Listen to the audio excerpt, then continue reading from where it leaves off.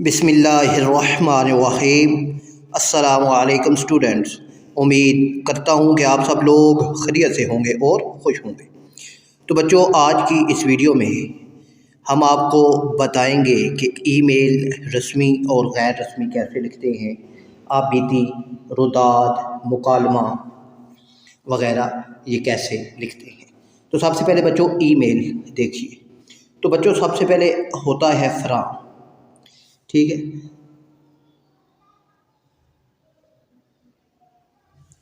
अब फ़राम में आपने अपना ईमेल लिखना होता है। तो यहाँ पर आप ऊपर लिखेंगे xyz@gmail, ठीक है, .com।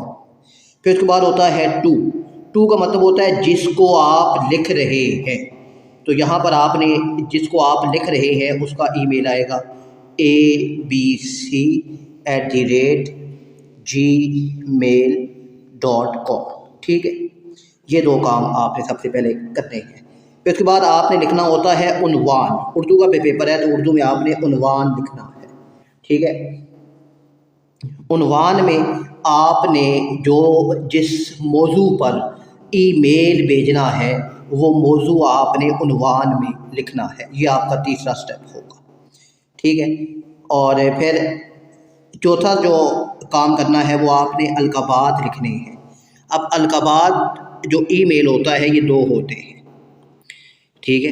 एक होता है फॉर्मल और एक होता है इनफॉर्मल। फॉर्मल मतलब रस्मी, ठीक है ना, रस्मी ईमेल, ठीक है, रस्मी ईमेल।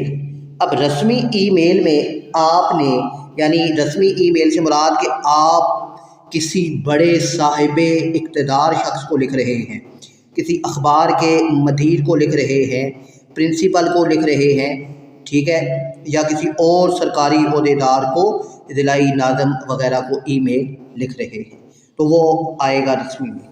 रस्मी में जो आपने उन्वान के बाद, ठीक है, उन्वान आपने लिखना है। उसके बाद नीचे फिर आपने मुहतरम जनाब प्रिंसिपल साहिब, मोहतरम जनाब, ठीक है, मदीर साहिब या मोहतरम जनाब ज़िलाई नाज़िम साहिब, जो भी है वो आपने लिखना होता है, ठीक है। और इनफॉर्मल यानी कि गैर रस्मी ख़त, ये वो रस्मी ख़त, ये जो आप अपने दोस्त अहबाब को ईमेल अगर लिख रहे हैं तो आपने प्यारे दोस्त का नाम लिखना है, ठीक है। ये काम आपने याद रखना है। फिर इसके बाद आपने जो है आदाब लिखना है। तो हमेशा याद रखिएगा कि जब भी आपने यहाँ पर लिखा जी प्यारे दोस्त, उसके बाद नीचे आपने अस्सलामु अलैकुम से हमेशा स्टार्ट करना है, ठीक है। चाहे आप ख़त किसी प्रिंसिपल को लिख रहे हैं या दोस्त को ईमेल कर रहे हैं तो आपने जो है अस्सलामु अलैकुम से स्टार्ट करना है, ठीक है। मैं बार बार ख़त का लफ्ज़ इस्तेमाल करता हूँ, तो ख़त हो या ईमेल हो ये काम दोनों में एक जैसा है। फिर उसके बाद आपने जिस मौजू पर बात करनी है वो आपने डायरेक्ट बात करनी है, ठीक है। आप अगर अपने दोस्त को लिख रहे हैं तो आप दोस्त का हाल भी पूछ सकते हैं, मगर आप अगर किसी साहिबे इक़्तिदार को लिख रहे हैं तो आपने उसका हाल अहवाल नहीं पूछना, ठीक है। आपने अपना जिस मौजू पर आपने ईमेल करना है वो ईमेल आपने लिख देना है, ठीक है। इसके बाद फिर जो है इख्तिताम होता है। इसके बाद बच्चों इख्तिताम या ख़ात्मा होता है, ठीक है।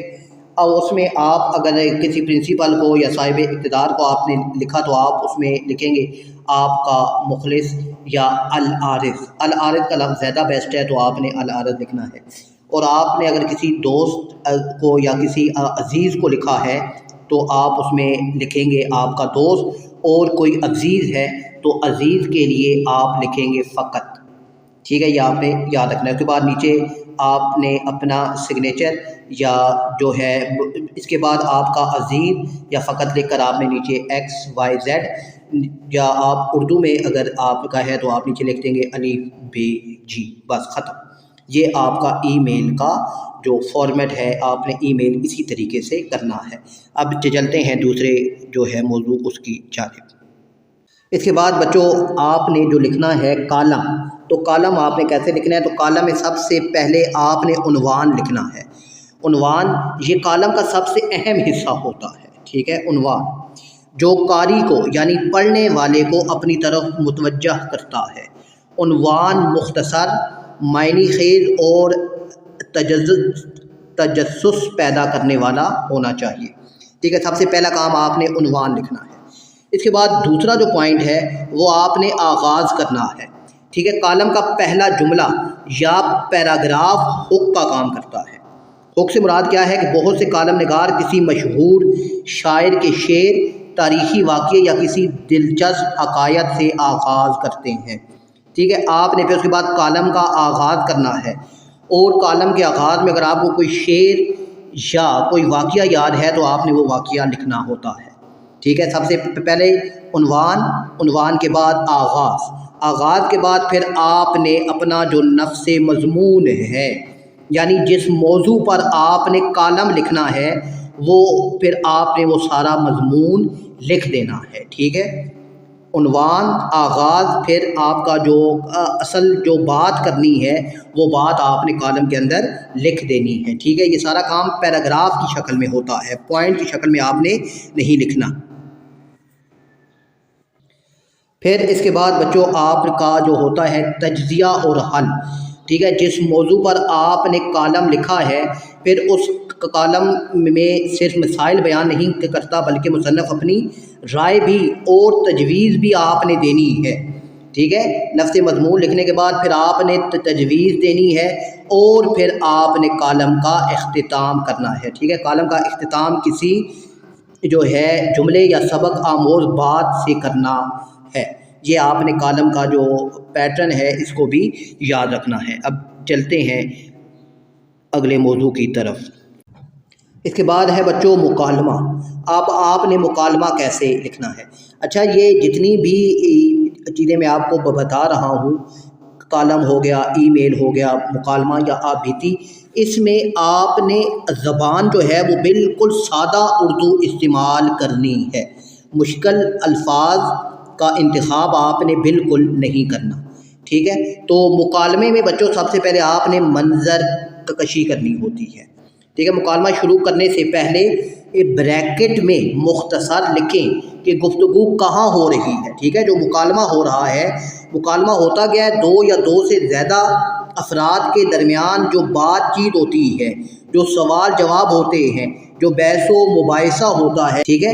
تو آپ کا کالم اب جو مکالمہ ہے وہ اب کہاں شروع ہو رہا ہے تو اس کو آپ نے بریکٹ میں یہ بتانا ہے، ٹھیک ہے۔ دو دوست سڑک کنارے کھڑے امتحان کے بارے میں بات کر رہے ہیں، تو اس طرح کا جو ہے منظر کشی آپ نے پہلے کرنی ہوتی ہے۔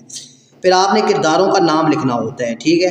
اب کردار ہے جی اسلم، تو اسلم لکھ کر آگے آپ نے یہ جو ہے یہ علامت یہ دو ڈاٹ آپ نے لگانے ہوتے ہیں، ٹھیک ہے۔ پھر دوسرا دوست آئے گا، وقار آ گیا یا عدنان آ گیا، تو پھر آپ نے اس کے آگے بھی دو ڈاٹ لگانے ہوتے ہیں، ٹھیک ہے۔ سب سے پہلے آپ کی منظر کشی ہو گئی ہے۔ پھر اس کے بعد کرداروں کا نام، پھر آغاز، ٹھیک ہے۔ آغاز، گفتگو کا آغاز ہمیشہ روایتی سلام دعا السلام علیکم سے کرنا ہے۔ پھر نفس مضمون یعنی اصل موضوع پر پھر بحث جس میں سوال جواب اور دلیل شامل ہو۔ پھر آپ نے جو ہے اصل موضوع پر جو بحث ہے اس کو کام کرنا ہے۔ پھر اس کے بعد آپ کا اختتام ہو جائے گا، گفتگو کو کسی منطقی نتیجے یا خدا حافظ پر ختم کریں، ٹھیک ہے۔ یعنی منطقی یعنی عقلی دلیل کے مطابق گفتگو ختم ہو، یا پھر آپ نے نیچے خدا حافظ کر کے اپنی گفتگو کو ختم کرنا ہے، ٹھیک ہے۔ مکالمہ آپ نے اس انداز میں لکھنا ہے۔ ایک نمونہ ہے بچوں کہ دو دوستوں کے درمیان مہنگائی پر گفتگو، تو علی السلام علیکم۔ اچھا، آپ نے ایک اور چیز کا دھیان رکھنا ہوتا ہے کہ مکالمے میں رموز و اوقاف، ٹھیک ہے، یعنی ایکسکلیمیٹری سائن اور کوسچن مارکس اور کوما اور یہ اختتامی جو ہوتا ہے لائن، ان چیزوں کا لازمی خیال رکھنا ہوتا ہے، ٹھیک ہے۔ علی السلام علیکم، کیا حال ہے؟ بڑے پریشان نظر آ رہے ہو۔ اسلم، وعلیکم السلام علی، یار پریشان کیوں نہ ہوں، آج کل کچن کا بجٹ سنبھالنا ناممکن ہو گیا ہے۔ علی بات تو تمہاری درست ہے، آٹے اور چینی کی قیمتیں تو آسمان سے باتیں کر رہی ہیں۔ اسلم عام آدمی تو پس کر رہ گیا ہے، سمجھ نہیں آتا کہ بجلی کا بل بھریں یا بچوں کی فیس۔ علی اللہ کرم کرے گا، ہمیں اپنی ضروریات کو محدود کرنا ہوگا اور فضول خرچی سے بچنا ہوگا۔ اسلم بالکل صحیح کہا، چلو اللہ بہتر کرے گا، اب میں چلتا ہوں، اللہ حافظ۔ تو یہ ایک چھوٹا سا نمونہ میں نے آپ کے لیے پیش لکھا ہے تاکہ آپ کو تھوڑا واضح ہو جائے کہ مکالمہ کیسے لکھنا ہے، زبان کیسے استعمال کرنی ہے، اور جو رموز و اوقاف ہیں ان کا استعمال کیسے ہوتا ہے، ٹھیک ہے، اور دوستوں کے نام آپ نے کیسے لکھنے ہیں، ٹھیک ہے، اور بات کو کیسے شروع کرنا ہے اور بات کو کیسے ختم کرنا ہے۔ اب چلتے ہیں اگلی چیز کی طرف۔ اس کے بعد ہے بچوں آپ بیتی۔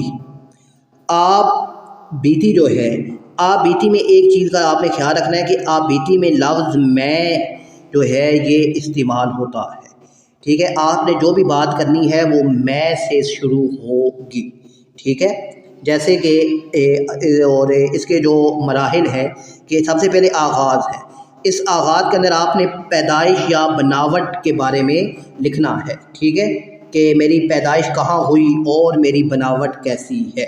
پھر اس کے بعد عروج، اس کے اندر آپ نے جوانی یا استعمال کا دور لکھنا ہوتا ہے، ٹھیک ہے، استعمال یا جوانی کا دور لکھنا ہوتا ہے۔ پھر تیسرے نمبر پہ آپ نے زوال، بڑھاپا یا ٹوٹ پھوٹ کے بارے میں آپ نے لکھنا ہوتا ہے۔ پھر نمبر 4 آپ نے موجودہ حال اور انجام کے بارے میں لکھنا ہوتا ہے۔ آپ بیتی میں یہ 4 جو ہے کام آپ نے کرنے ہوتے ہیں، ٹھیک ہے، آغاز، عروج، زوال اور موجودہ حال، یہ آپ نے آپ بیتی کے اندر لکھنے ہیں۔ آپ بیتی کی ایک مختصر مثال، ایک پھول کی آپ بیتی۔ سب سے پہلے آغاز، میرا جنم یا میری پیدائش ایک خوبصورت باغ میں ایک چھوٹی سی کلی کے طور پر ہوا۔ شبنم کے قطروں نے میرا منہ دھویا اور سورج کی کرنوں نے مجھے جلا بخشی۔ اس کے بعد عروج، جب میں ایک مکمل پھول بن گیا تو میری خوشبو ہر طرف پھیل گئی، ایک ننھی بچی نے مجھے پیار سے دیکھا اور اپنے بالوں میں سجا لیا، میں اپنی قسمت پر نازاں تھا۔ اس کے بعد زوال، لیکن شام ہوتے ہی میری پنکھڑیاں مرجھانے لگیں، میری خوشبو رخصت ہو گئی اور میں اپنی رنگت کھو بیٹھا۔ اس کے بعد انجام، آخر کار مجھے خاک میں ملا دیا گیا، اب میں کچڑے کے ڈھیر پر پڑا یہ سوچ رہا ہوں کہ یہ دنیا کی ہر رونق عارضی ہے، ٹھیک ہے، یہ آپ کو سمجھانے کے لیے میں نے ایک چھوٹی سی مثال دی ہے تاکہ آپ کو واضح ہو جائے کہ آپ بیتی کیسے لکھنی ہے۔ اس کے بعد بچوں آتی ہے روداد۔ روداد ہوتی ہے بچوں آنکھوں دیکھا حال، جو کچھ آپ نے اپنی آنکھوں سے دیکھا ہے وہ آپ نے لکھنا ہے، اور لکھنا بھی ترتیب سے ہے، ٹھیک ہے، اور روداد میں بھی سب سے پہلے عنوان آپ نے اوپر لکھنا ہے کہ کس موضوع پر روداد لکھی جا رہی ہے۔ پھر اس کے بعد آپ نے لکھنا ہوتا ہے تعارف، ٹھیک ہے، کہ تقریب کا پس منظر، یعنی آپ اگر یوم آزادی کی تقریب کی روداد لکھ رہے ہیں تو آپ اس کا پس منظر، تاریخ، وقت اور مقام کا ذکر کریں گے، ٹھیک ہے، کسی حادثے کی ہے تو آپ بتائیں گے کہ صبح کا وقت تھا اور میں گھر سے اسکول کے لیے نکلا وغیرہ، تو یہ جو تعارف ہے، انٹروڈکشن ہے، یہ شروع کا پس منظر، یہ آپ نے وقت بتانا ہوتا ہے، ٹھیک ہے۔ اس کے بعد آپ کی ہوتی ہے کارروائی، ٹھیک ہے، یعنی کہ تقریب کا آغاز کیسے ہوا، اگر تقریب ہے تو تلاوت، نعت میں مہمان خصوصی کون تھے اور پروگرام کے اہم مراحل کیا تھے، اور اگر حادثے کی ہے تو پھر آپ بتائیں گے کہ گاڑی یا موٹر سائیکل جو ہے وہ کس سائڈ سے آ رہے تھے، اور پھر ان کی جو ایکسیڈنٹ ہوا، اور وہ پھر جو بھی آگے معاملات ہیں وہ آپ نے لکھنے ہیں۔ اس کے بعد آپ نے تفصیلات لکھنی ہوتی ہیں، ٹھیک ہے، روداد میں سب سے پہلے عنوان، پھر تعارف، پھر کارروائی، پھر تفصیلات، اور پھر آخر میں آپ نے اختتام لکھنا ہوتا ہے۔ اور یہ بات یاد رکھیے گا کہ روداد کے اندر آپ خود سے کچھ نہیں لکھ سکتے، ٹھیک ہے، یعنی آپ خود سے کچھ نہیں لکھ سکتے کا مطلب کیا ہے کہ آپ اپنی ذاتی رائے نہیں دے سکتے، اس میں جو کچھ ہوا ہے جیسے ہوا ہے ویسے ہی آپ نے لکھنا ہوتا ہے، ٹھیک ہے، اس کے اندر آپ نے خود سے کوئی اپنی رائے نہیں دینی ہوتی۔ رداد کا مطلب یہ ہے کہ آنکھوں دیکھا حال، جو کچھ آپ نے دیکھا ہے وہی بیان کرنا ہے۔ بچوں رداد لکھنے کے کچھ اصول ہیں کہ ماضی کا استعمال ہوتا ہے، رداد ہمیشہ فعل ماضی میں لکھی جاتی ہے کیونکہ واقعہ ہو چکا ہوتا ہے۔ ترتیب، واقعے کو اسی ترتیب سے لکھیں جس ترتیب سے وہ پیش آئے۔ غیر جانبداری یعنی ذاتی جذبات کے بجائے حقائق پر مبنی بیان دیں۔ مختصر مگر جامع، غیر ضروری طوالت سے پرہیز کریں لیکن کوئی اہم پہلو چھوٹنے نہ پائے، ٹھیک ہے، آپ نے غیر ضروری باتیں اس کے اندر نہیں لکھنی۔ تو مجھے امید ہے بچوں کی یہ ساری چیزیں آپ کو سمجھ آ گئی ہوں گی اور ان کی پریکٹس آپ نے لازمی کرنی ہے۔ اپنا خیال رکھیے گا، اللہ حافظ۔